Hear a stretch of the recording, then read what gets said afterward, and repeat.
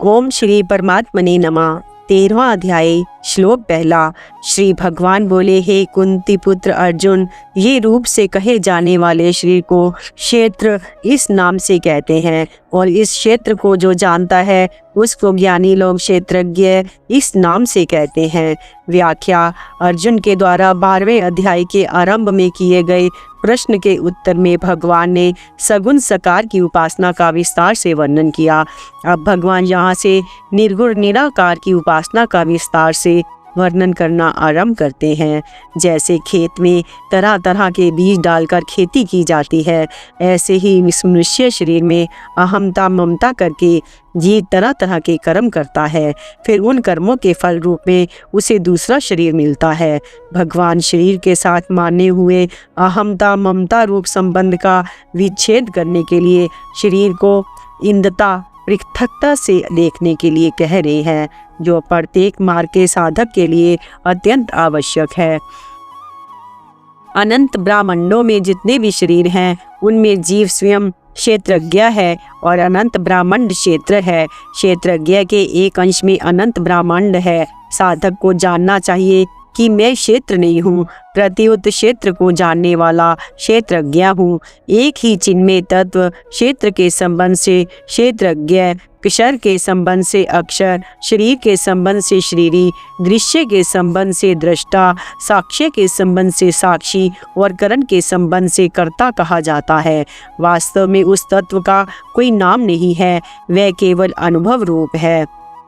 श्लोक दूसरा। हे भरतवंशोद्भव अर्जुन, तू संपूर्ण क्षेत्रों में क्षेत्रज्ञ मुझे ही समझ और क्षेत्रज्ञ का जो ज्ञान है वही मेरे मत में ज्ञान है। व्याख्या। क्षेत्र शरीर की तो अनंत ब्रह्मांडों के साथ एकता है और क्षेत्रज्ञ जीवात्मा की अनंत अपार असीम ब्रह्म के साथ एकता है। तात्पर्य है कि क्षेत्रज्ञ और ब्रह्म एक ही है। एक क्षेत्र के संबंध में वही क्षेत्रज्ञ है और संपूर्ण क्षेत्रों के संबंध से रहित होने पर वही ब्रह्म है। ब्रह्म के लिए माम कहने का तात्पर्य है कि ब्रह्म और ईश्वर दो नहीं है, प्रत्युत एक ही है। अनंत ब्रह्मांडों में जो निर्लिप्त रूप से सर्वत्र परिपूर्ण चिन्मय सत्ता है वह ब्रह्म है और जो अनंत ब्रह्मांडों का स्वामी है वह ईश्वर है। श्लोक तीसरा। वह क्षेत्र जो है और जैसा है तथा जिन विकारों वाला है, जिससे जो पैदा हुआ है, तथा वह क्षेत्रज्ञ भी जो है और जिस प्रभाव वाला है, वह सब संक्षेप से मुझसे सुन। श्लोक चौथा।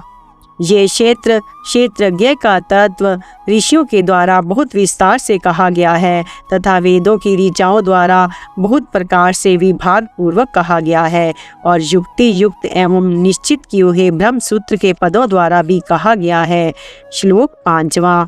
मूल प्रकृति और समस्त बुद्धि, महतत्व, समिष्ट अहंकार, पंच महाभूत और 10 इंद्रियां, एक मन तथा पांचों इंद्रियों के 5 विषय, यही 24 तत्वों वाला क्षेत्र है। व्याख्या।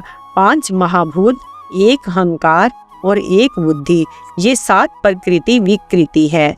मूल प्रकृति केवल प्रकृति है और 10 इंद्रियां, एक मन और 5 ज्ञानेंद्रियों के विषय, ये 16 केवल विकृति है। इस तरह इन 24 तत्वों के समुदाय का नाम क्षेत्र है। इसी का एक तुच्छ अंश ये मनुष्य शरीर है। श्लोक छठा। इच्छा, द्वेष, सुख, दुख, संघात, शरीर, चेतना, प्राण शक्ति और धृति, इन विकारों सहित ये क्षेत्र संक्षेप से कहा गया है। व्याख्या।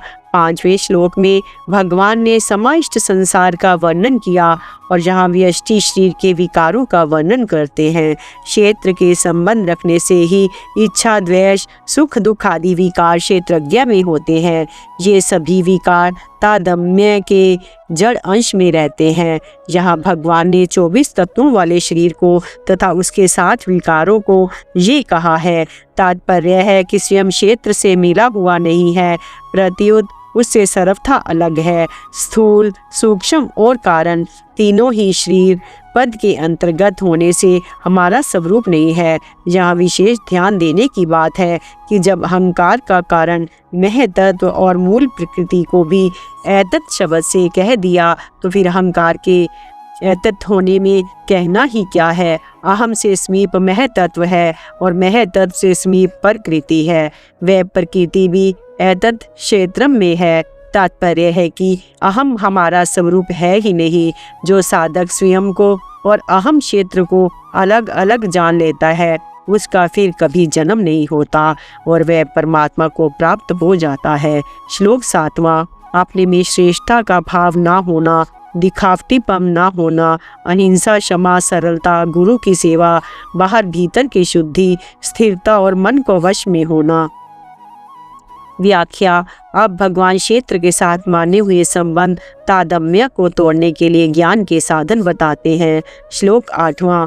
इंद्रियों के विषय में विराग्य का होना, अहंकार का भी ना होना और जन्म मृत्यु, वृद्धावस्था तथा व्याधियों में दुख रूप दोषों का बार बार देखना। व्याख्या। एक दुख का भोग होता है, एक दुख का प्रभाव होता है। दुख से दुखी होना और सुख की इच्छा करना दुख का भोग है। दुख के कारण की खोज करके उसको मिटाना है दुख का प्रभाव है।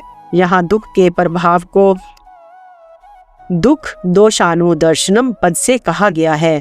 दुख का भोग करने से अर्थात दुखी होने से विवेक लुप्त हो जाता है, परंतु दुख का प्रभाव होने से विवेक लुप्त नहीं होता।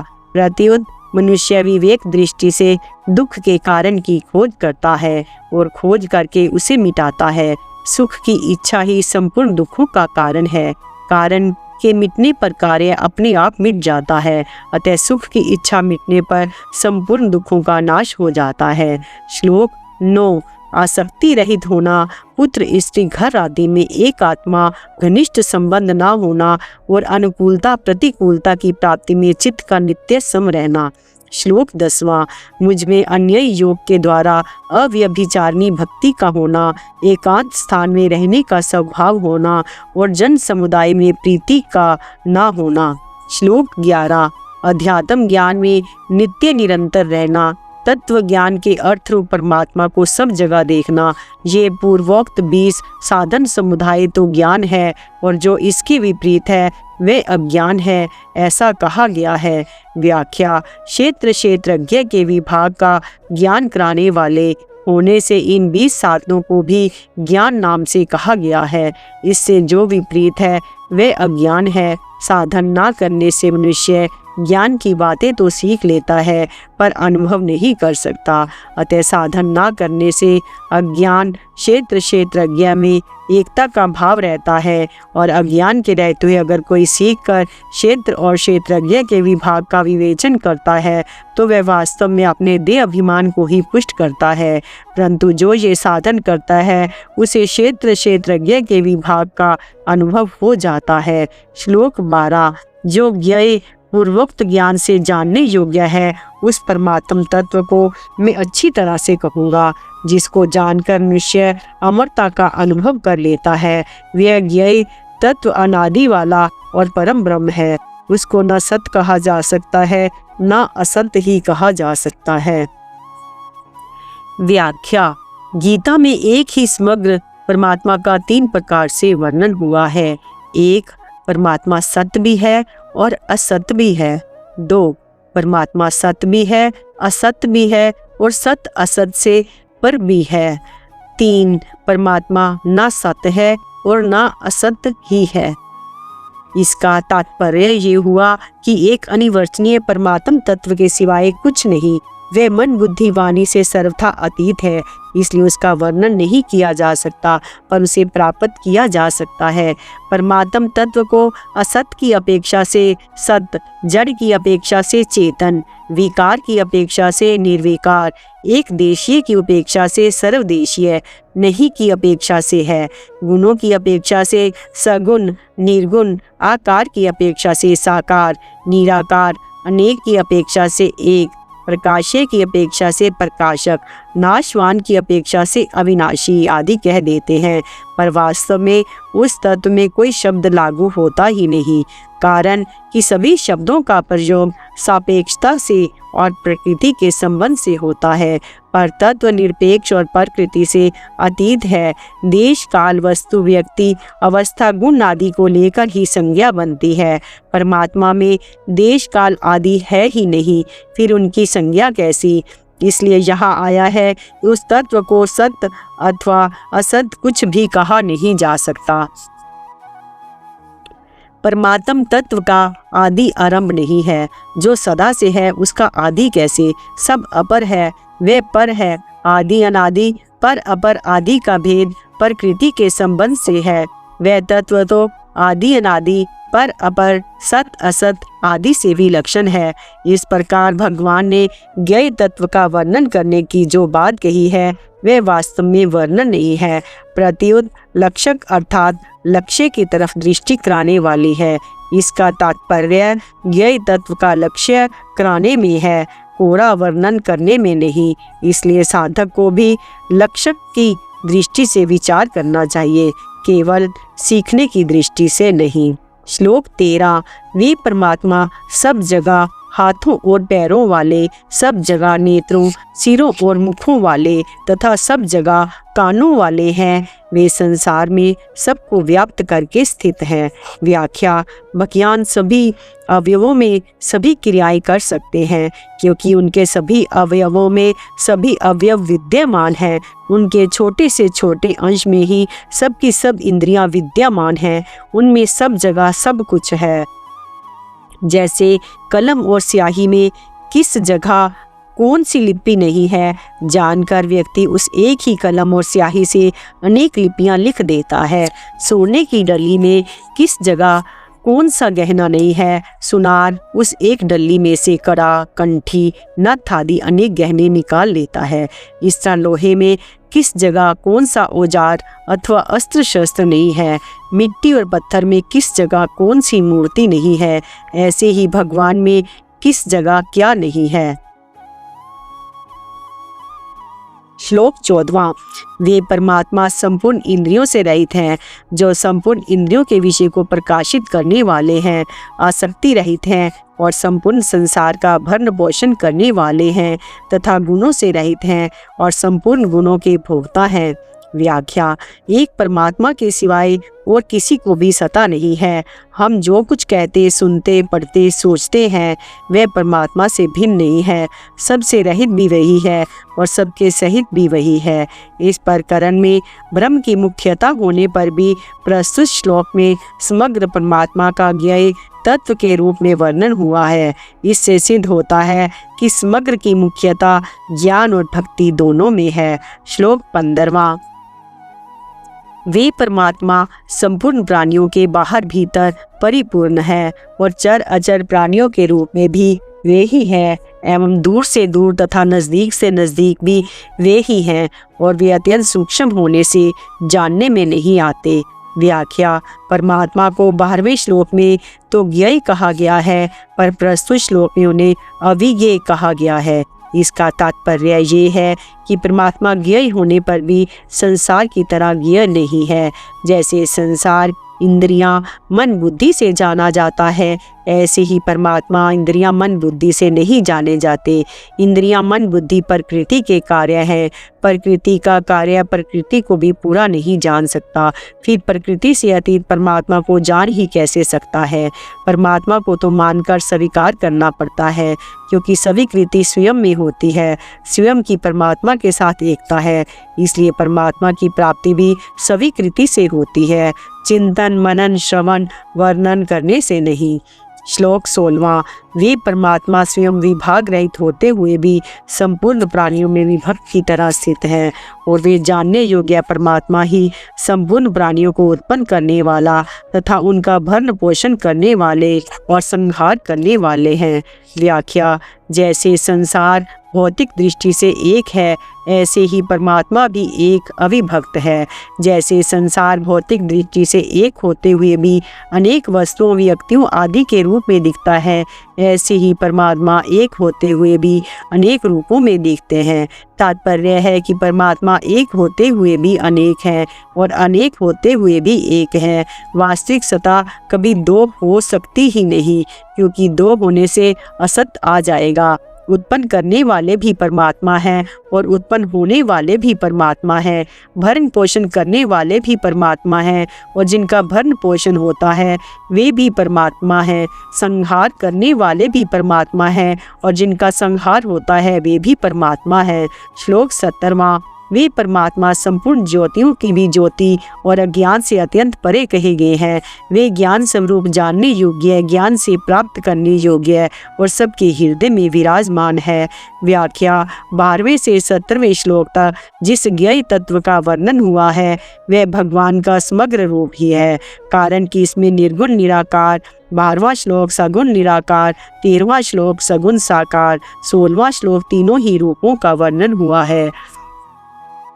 ज्योति नाम प्रकाश ज्ञान का है, शब्द का प्रकाशक कान है, स्पर्श का प्रकाशक त्वचा है, रूप का प्रकाशक नेत्र है, रस का प्रकाशक जीहा है, गंध का प्रकाशक नासिका है। इन पांचों इंद्रियों का प्रकाशक मन है, मन का प्रकाशक बुद्धि है, बुद्धि का प्रकाशक स्वयं है, स्वयं का प्रकाशक परमात्मा है। स्वयं प्रकाश परमात्मा का कोई भी प्रकाशक नहीं है। जैसे सूर्य में अंधकार कभी आता ही नहीं, ऐसे ही परम प्रकाशक परमात्मा में अज्ञान कभी आता ही नहीं, आ सकता ही नहीं। श्लोक 18वां। इस प्रकार क्षेत्र तथा ज्ञान और ज्ञेय को संक्षेप से कहा गया है।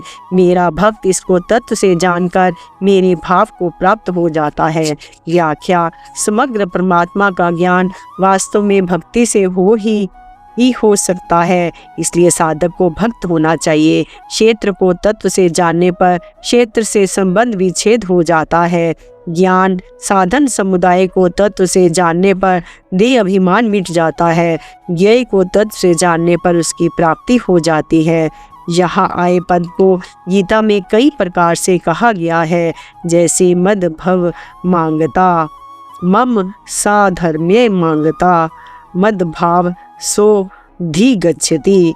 मद भाव का अर्थ है मुझ परमात्मा की सत्ता। ये सिद्धांत है कि सत्ता एक ही होती है, दो नहीं। भगवान ने ज्ञान और भक्ति दोनों में ही अपने भाव की प्राप्ति बताई है। ज्ञान में इसका तात्पर्य है कि ब्रह्म से साधर्म्य होना, अर्थात जैसे ब्रह्म सत्य चित्त आनंद रूप है, ऐसे ही ज्ञानी महापुरुष का भी सत्य चित्त आनंद रूप होना।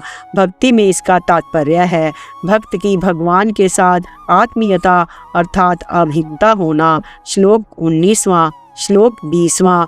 प्रकृति और पुरुष दोनों को ही तुम अनादि समझो और विकारों को तथा गुणों को भी प्रकृति से उत्पन्न समझो। कार्य और करण के द्वारा होने वाली क्रियाओं को उत्पन्न करने में प्रकृति हेतु कही जाती है और सुख दुखों के भोक्तापन में पुरुष हेतु कहा जाता है।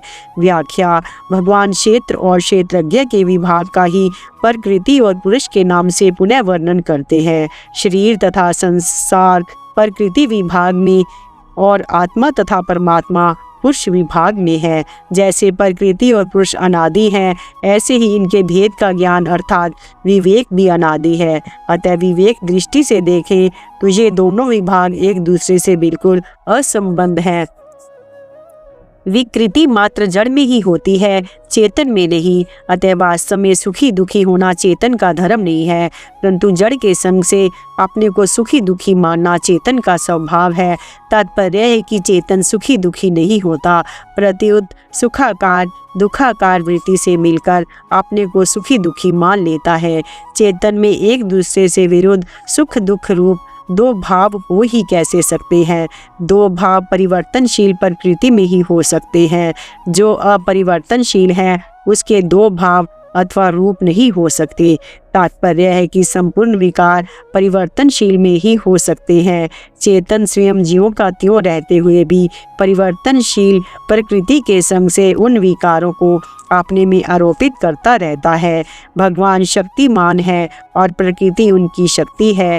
ज्ञान की दृष्टि से शक्ति और शक्तिमान दोनों अलग अलग हैं, क्योंकि शक्ति में तो परिवर्तन घटना बढ़ना होता है, पर शक्तिमान ज्यों का त्यों रहता है। परंतु भक्ति की दृष्टि से देखें तो शक्ति और शक्तिमान दोनों अभिन्न हैं, क्योंकि शक्ति को शक्तिमान से अलग नहीं कर सकते, अर्थात शक्तिमान के बिना शक्ति की स्वतंत्र सत्ता नहीं है। ज्ञान और भक्ति दोनों की बात रखने के लिए ही भगवान ने प्रकृति को अनंत कहा है, न शांत प्रत्युत अनादि कहा है। कारण कि यदि प्रकृति को अनंत नित्य कहें तो ज्ञान का खंडन हो जाएगा, क्योंकि ज्ञान की दृष्टि से प्रकृति की सत्ता ही नहीं है। नास्तो विद्यते भाव। यदि प्रकृति को शांत अनित्य कहें तो भक्ति का खंडन हो जाएगा, क्योंकि भक्ति की दृष्टि से प्रकृति भगवान की शक्ति होने से भगवान से अभिन्न है। वास्तव में परमात्मा का स्वरूप समग्र है। परमात्मा में कोई शक्ति ना हो ऐसा संभव ही नहीं है। यदि परमात्मा को सर्वथा शक्ति रहित माने तो परमात्मा एक देशीय सीमित ही सिद्ध होंगे। उनमें शक्ति का परिवर्तन अथवा आदर्शन तो हो सकता है, पर शक्ति का अभाव नहीं हो सकता। शक्ति कारण रूप से उनमें रहती ही है, अन्यथा परमात्मा के सिवाय शक्ति प्रकृति के रहने का स्थान कहाँ होगा। इसलिए यहाँ प्रकृति और पूर्ण दोनों को अनादि कहा गया है। श्लोक 21वां। प्रकृति में स्थित पुरुष जीव ही प्रकृति जन्य गुणों का भोक्ता बनता है और गुणों का संग ही इसके ऊंच नीच योनियों में जन्म लेने का कारण बनता है। व्याख्या। मैं जड़ प्रकृति है और हूँ चेतन पुरुष है। मैं हूँ ये जड़ चेतन का तादम्य है। इसे मैं हूँ मैं ही कर्तापन तथा भोक्तापन रहता है। यदि साधक मैं को मिटा दे तो हूँ नहीं रहेगा, प्रत्युत है रहेगा। जैसे लोहे और अग्नि में तादम्य न रहने से लोहा पृथ्वी पर ही रह जाता है और अग्नि निराकार अग्नि तत्व में लीन हो जाती है, ऐसे ही मैं अहम तो प्रकृति में ही रह जाता है और हूँ है का स्वरूप होने से है मैं ही विलीन हो जाता है। मेरा कुछ नहीं है, मुझे कुछ नहीं चाहिए। इन दो बातों की सिद्धि होते ही हूँ सता मात्र में अर्थात है में विलीन हो जाता है। तात्पर्य है कि मैं जड़ अंश जड़ में और हूँ, चेतन अंश चेतन तत्व में विलीन हो जाता है। इस प्रकार जड़ चेतन की ग्रंथि छूट जाती है और फिर एक है सता मात्र के सिवा कुछ नहीं रहता। है में कर्तापन और भोक्तापन नहीं है। तात्पर्य है कि भोगों में हूँ खिंचता है नहीं खिंचता। हूँ ही कर्ता भोक्ता बनता है कर्ता भोक्ता नहीं बनता। अतः साधक हूँ को ना मानकर है को ही माने अर्थात अनुभव करे। सत्व रज और तम ये तीनों गुण कोई बाधा नहीं देते, परंतु इनका संग करने से जीव ऊर्ध्व गति, मध्य गति अथवा उद्योग गति में जाता है। गुणों का संग जीव स्वयं करता है। असंगता जीव का स्वरूप है। यदि जीव गुणों का संग ना करे तो जन्म मरण हो ही नहीं सकता।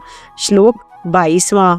ये पुरुष शरीर के संबंध रखने से उपद्रष्टा, उसके साथ मिलकर सम्मति अनुमति देने से अनुमंता, अपने को उसका भरण पोषण करने वाला मानने से भरता, उसके संग से सुख दुख भोगने से भोगता और अपने को उसका स्वामी मानने से महेश्वर बन जाता है।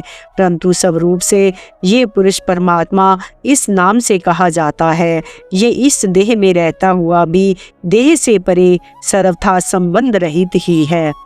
व्याख्या। वास्तव में पुरुष चेतन पर ही है, पर अन्य के संबंध से वह उपद्रष्टा, अनुमंता आदि बन जाता है। जैसे मनुष्य पुत्र के संबंध से पिता के संबंध से पुत्र, पत्नी के संबंध से पति, बहन के संबंध से भाई आदि बन जाता है। ये संबंध अपने कर्तव्य का पालन करने के लिए ही है, ममता करने के लिए नहीं। वास्तविक स्वरूपों पर अर्थात सर्वथा संबंध रहित ही है। यहाँ उपद्रष्टा, अनुमंता आदि अनेक उपाधियों का तात्पर्य है एकता में है कि चेतन तत्व वास्तव में एक ही है। श्लोक 23वां। इस प्रकार पुरुष को और गुणों के सहित प्रकृति को जो मनुष्य अलग अलग जानता है वह सब तरह का बर्ताव करता हुआ भी फिर जन्म नहीं लेता। व्याख्या। जो साधव पुरुष श्लोक में आए के अनुसार अपने को देह से सर्वथा असंग अनुभव कर लेता है वे अपने वर्ण आश्रम आदि के अनुसार समस्त कर्तव्य कर्म करते हुए भी पुनर्जन्म को प्राप्त नहीं होता, क्योंकि पुनर्जन्म होने से गुणों का संग ही कारण है। जैसे छाछ से निकला हुआ मक्खन पुनः छाछ में मिलकर दही नहीं बनता, ऐसे ही प्रकृति जन्य गुणों से संबंध विच्छेद होने पर मनुष्य उन गुणों से नहीं बंधता। श्लोक 24वां। कई मनुष्य ध्यान योग के द्वारा, कई सांख्य योग के द्वारा और कई कर्म योग के द्वारा अपने आप में परमात्म तत्व का अनुभव करते हैं। व्याख्या। जैसे पूर्व श्लोक में विवेक के महत्व को मुक्ति का उपाय बताया, ऐसा ही यहाँ ध्यान योग आदि अन्य मुक्ति के उपाय बताते हैं। गीता में ध्यान योग से, सांख्य योग से और कर्म योग से तीनों में परमात्म प्राप्ति की बात कही गई है। ये तीनों परमात्म प्राप्ति के स्वतंत्र साधन हैं। श्लोक 25वां। दूसरे मनुष्य इस प्रकार ध्यान योग, सांख्य योग, कर्म योग आदि साधनों को नहीं जानते, पर दूसरों से जीवन मुक्त महापुरुषों से सुनकर ही उपासना करते हैं। ऐसे वे सुनने के अनुसार आचरण करने वाले मनुष्य भी मृत्यु को तर जाते हैं। व्याख्या। जिन मनुष्यों में शास्त्रों का तथा उनमें वर्णित साधनों का समझने की योग्यता नहीं है, जिनका विवेक कमजोर है, पर जिनके भीतर मृत्यु से तरने मुक्ति की उत्कंठ अभिलाषा है, ऐसे मनुष्य भी जीवन मुक्त संत महात्माओं की आज्ञा का पालन करके मृत्यु को तर जाते हैं, अर्थात तत्व ज्ञान को प्राप्त कर लेते हैं। श्लोक 26वां। हे भट्ट वंशियों में श्रेष्ठ अर्जुन, स्थावर और जंगम जितने भी प्राणी पैदा होते हैं उनको तुम क्षेत्र और क्षेत्रज्ञ के संयोग से उत्पन्न हुए समझो। व्याख्या। चर अचर स्थावर जंगम आदि जितने भी प्राणी हैं वे सब के सब क्षेत्र और क्षेत्रज्ञ के संबंध से ही पैदा होते हैं। क्षेत्रज्ञ शरीर को मैं, मेरा तथा मेरे लिए मान लेता है, यही क्षेत्र और क्षेत्रज्ञ का संयोग है। पूर्व पक्ष।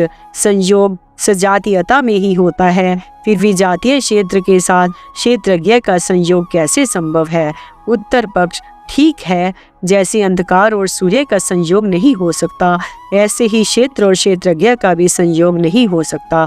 तथापि परमात्मा का अंश होने के कारण क्षेत्रज्ञ जीव में ये शक्ति है कि वह विजातीय वस्तु को भी पकड़ सकता है, उसके साथ अपना संबंध मान सकता है। उसे ये स्वतंत्रता परमात्मा के द्वारा प्रदत्त है। इस स्वतंत्र का दुरुपयोग करके ही क्षेत्रज्ञ ने संसार के साथ अपना संबंध मान लिया और जन्म मरण के चक्कर में पड़ गया। श्लोक 27वां।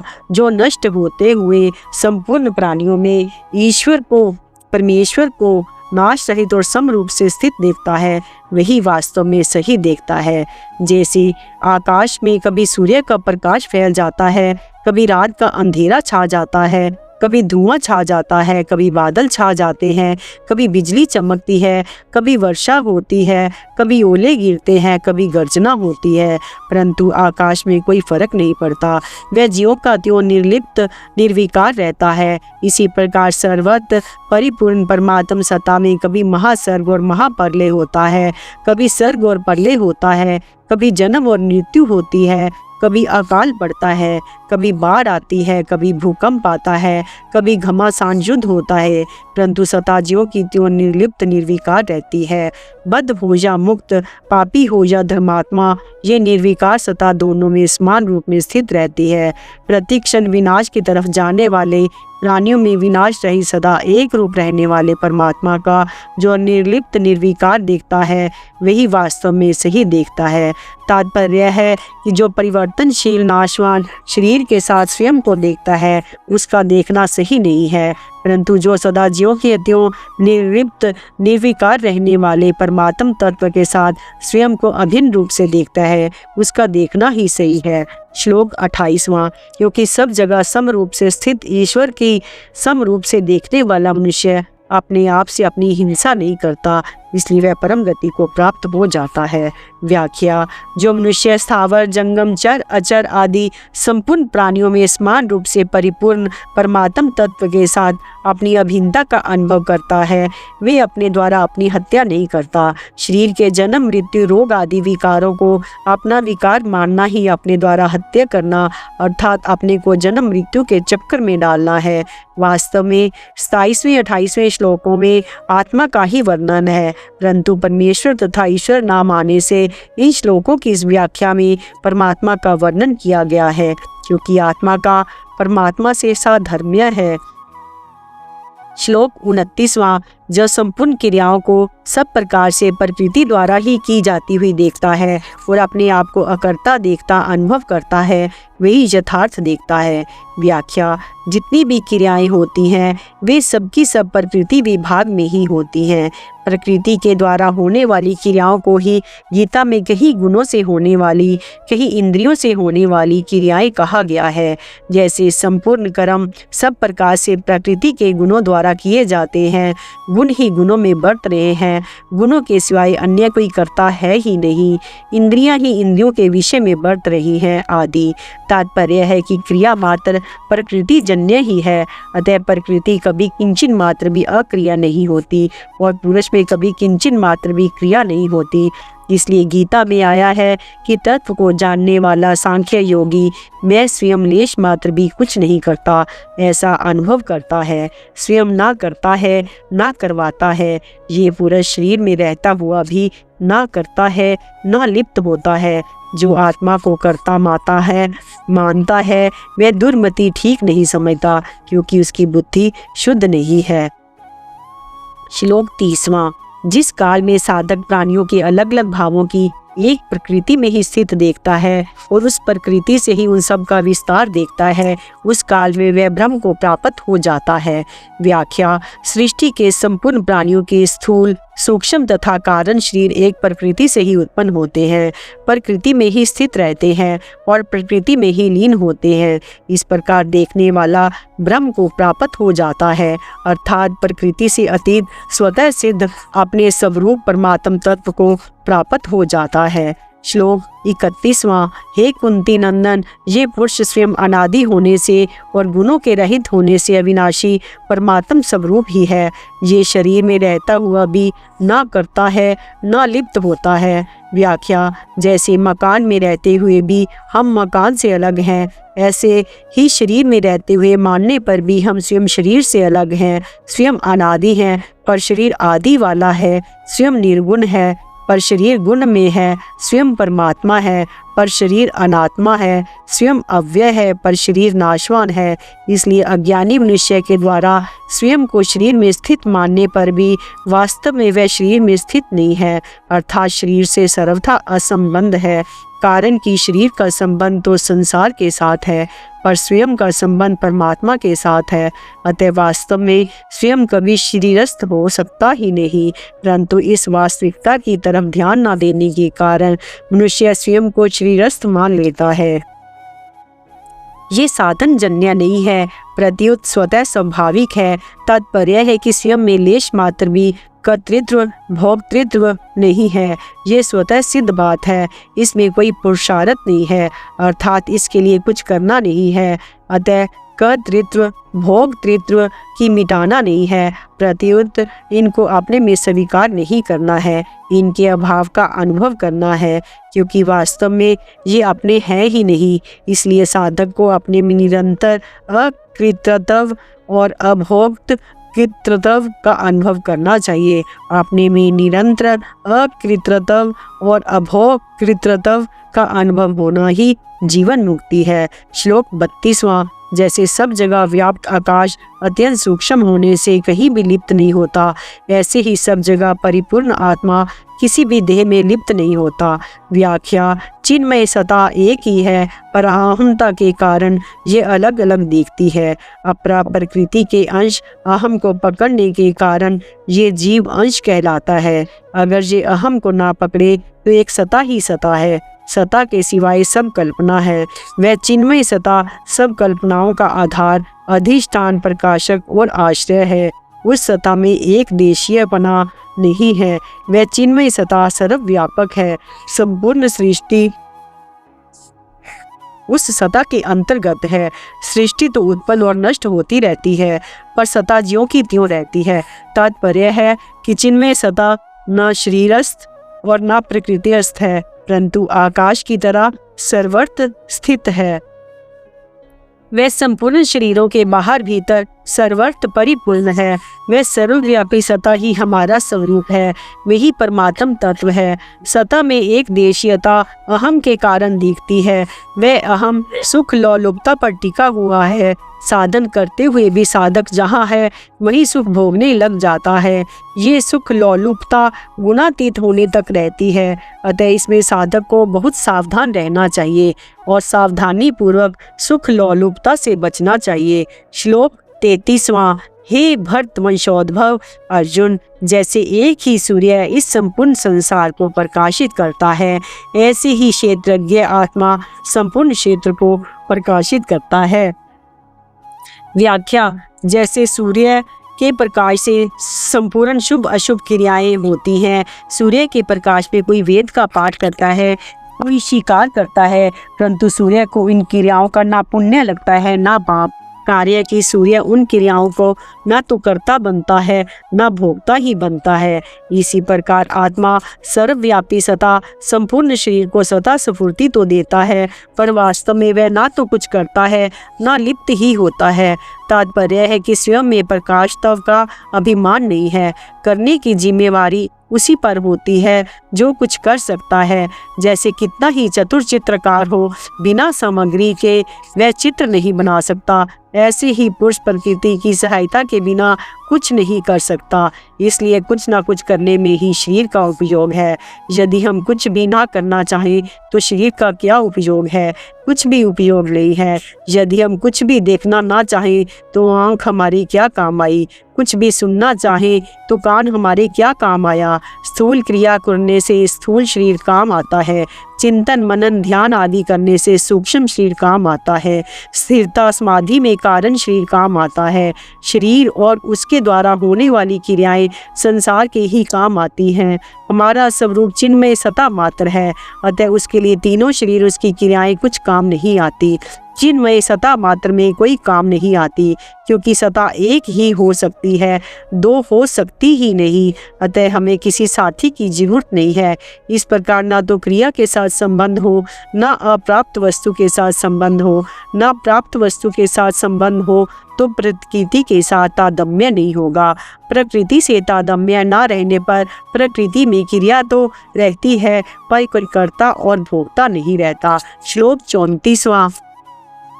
इस प्रकार जो ज्ञान रूपी नेत्रों से क्षेत्र और क्षेत्रज्ञ के विभाग को तथा कार्य कारण सहित प्रकृति से स्वयं को अलग जानते हैं, वे परमात्मा को प्राप्त हो जाते हैं। व्याख्या। क्षेत्र और क्षेत्रज्ञ के विभाग का ज्ञान विवेक कहलाता है। जो साधक इस विवेक को महत्व देकर क्षेत्र और क्षेत्रज्ञ के विभाग को ठीक ठीक जान लेता है तथा प्रकृति और उसके कार्य को स्वयं से सर्वथा अलग अनुभव कर लेते हैं, वे चिन्मय परमात्म तत्व को प्राप्त हो जाता है। उनकी दृष्टि में एक चिन्मय तत्व के सिवाय कुछ नहीं रहता।